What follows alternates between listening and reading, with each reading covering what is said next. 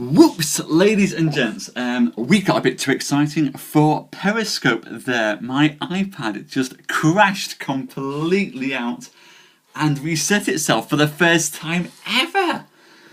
So well done everyone, we managed to get so exciting and yes, we made the iPad collapse and crash out. But welcome back again. Hello everyone. Hello, good lord. So, because you all came through as I'd already gotten into the story, so at least too much Rob, too much excitement, too much blood, too much battling, too much romance, too much everything. But yes, the tales of King Arthur broke the internet. Absolutely, Danny, totally broke it. Yeah, it just. I was turned to it, then I looked up to just see that my iPad had crashed back to the little icon of the apple. I just went, whoa, no. So I've been waiting for it to reboot back up so I could get on here and say, come back everyone, the story isn't over. We will persevere through tonight. So welcome back everyone. Hello again. I do apologise for cutting out on you. So hello Queen Babyface and Lynn and Carly and Sarah and Catano and Rob and Ollie and Claire and Kathy and Noel and Danny and Susan. Hello. I apologise for deserting you mid-tale there. But we'll get back in there soon enough. You are diehards, Danny. You all deserve massive stars for making your way back after that mishap. So, quickly, we'll jump back into the tale and get to where we were. So, what we had was King Arthur had managed to bring the Lady de Leon and Sir Gareth of Orkney. I'm an awful tale tease. Sir Gareth of Orkney and the Lady de Leon together. Hang on, I'm just going to get Paul.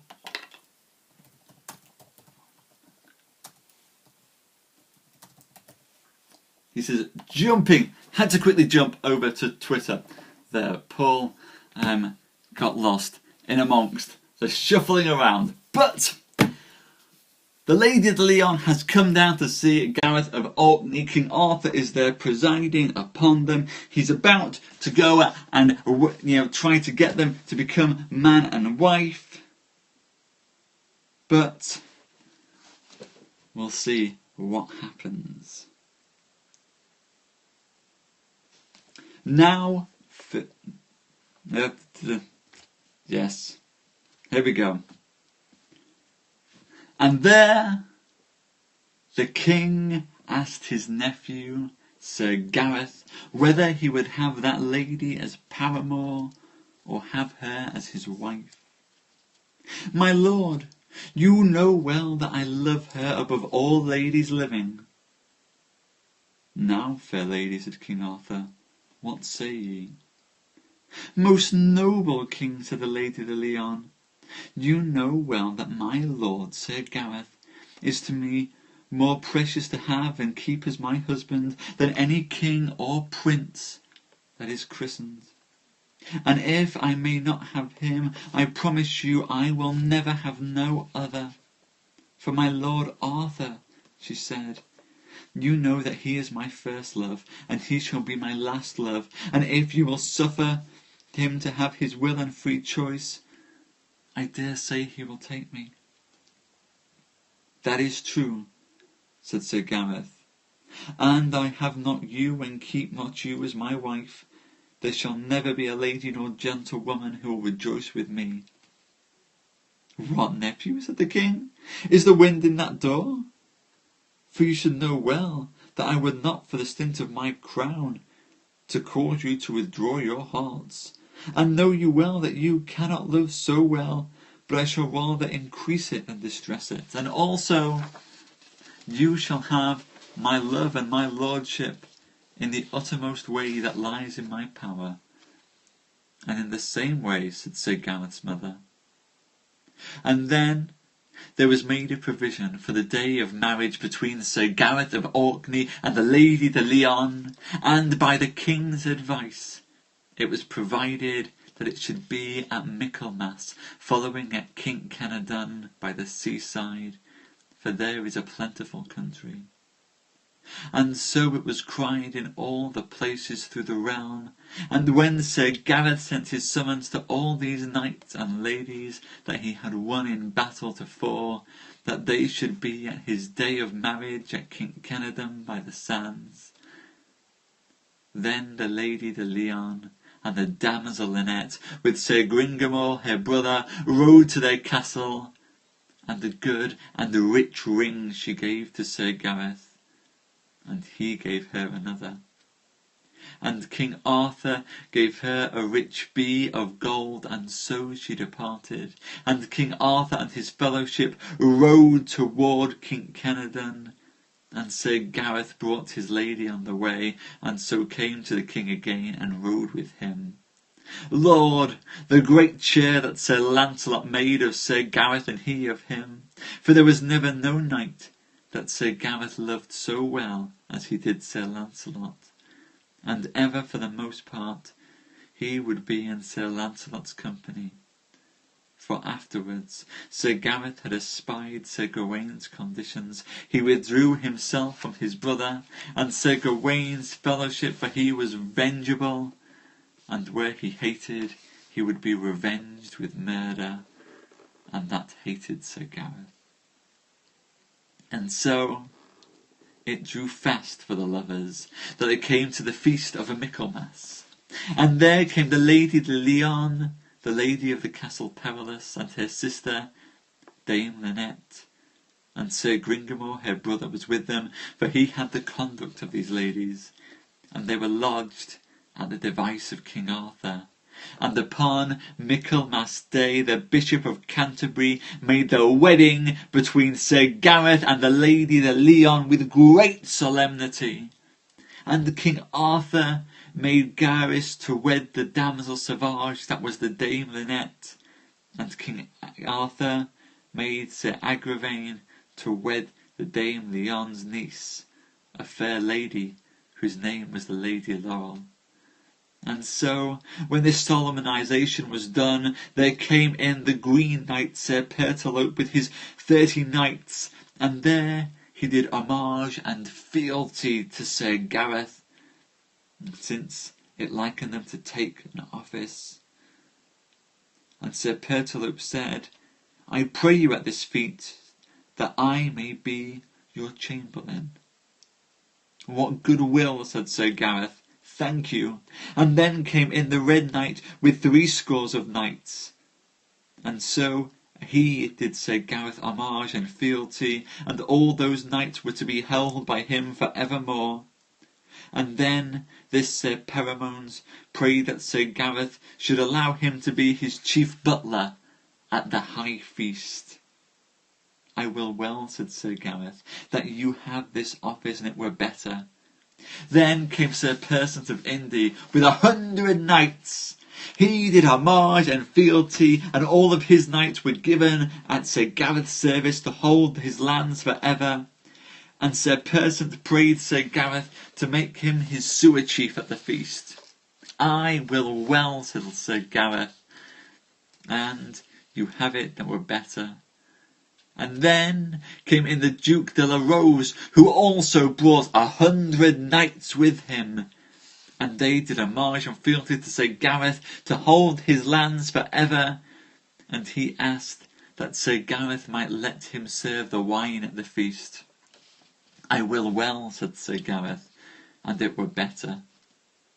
Then came in the defeated Red Knight of the Red Lands, whose name was Sir Ironside, and he brought with him 300 knights. They did homage and fealty, and all those knights were to hold the lands of Sir Gareth for ever. And then he asked Sir Gareth to be his carver.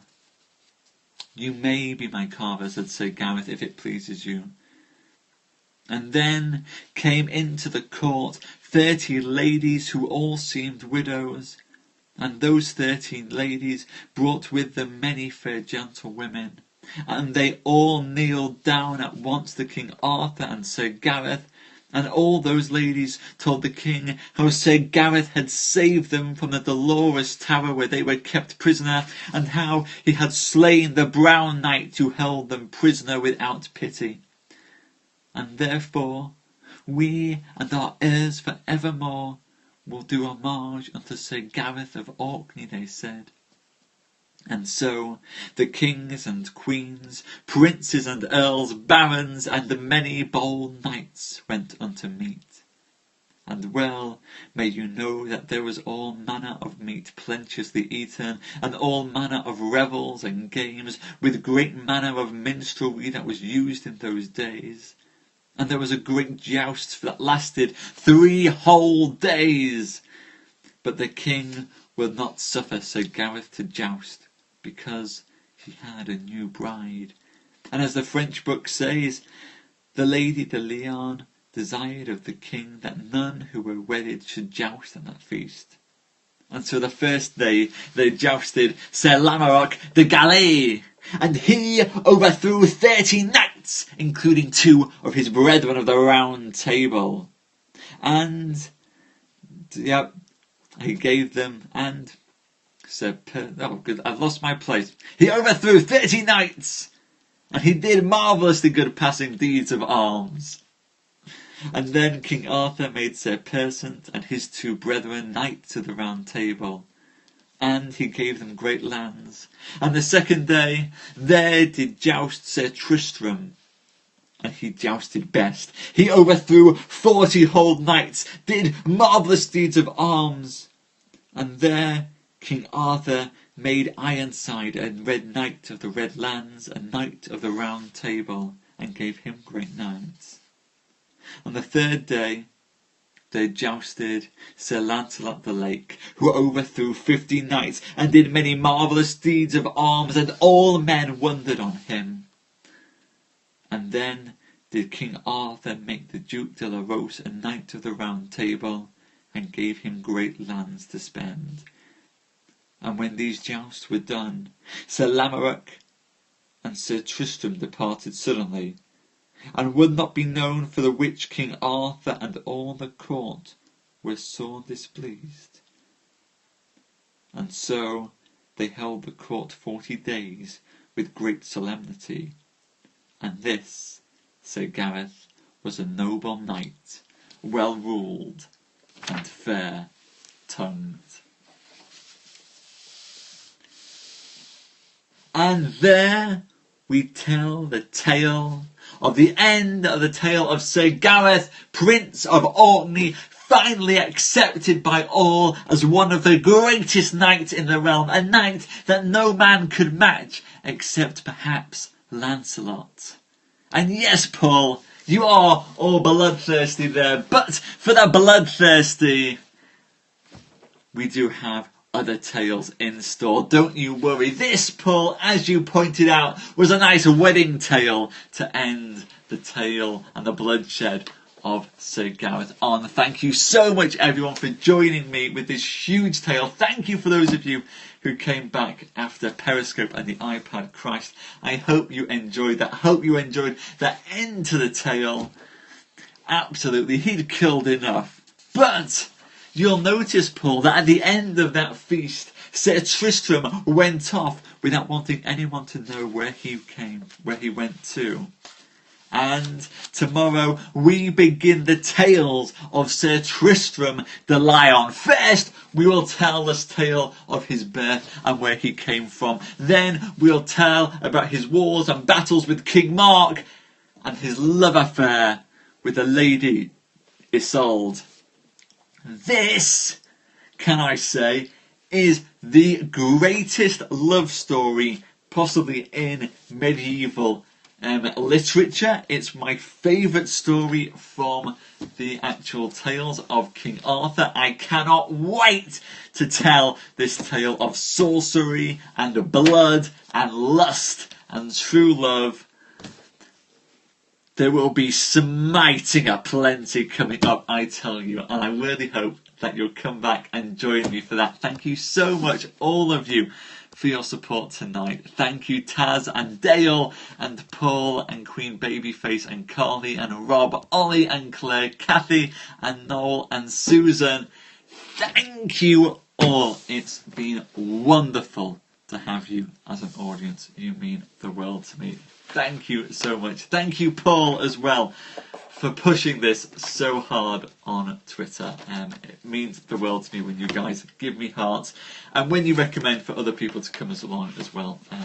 That's the more people I can introduce these tales to, the happier I am. So thank you, Claire. Thank you for all being such a wonderful audience. If there's one thing I've learned from doing all of this, it's that I really can't do it without you guys here to inspire the creativity and inspire the enthusiasm and the tale telling. So thank you. I'm glad that you guys thought that Paul was on the nail with this.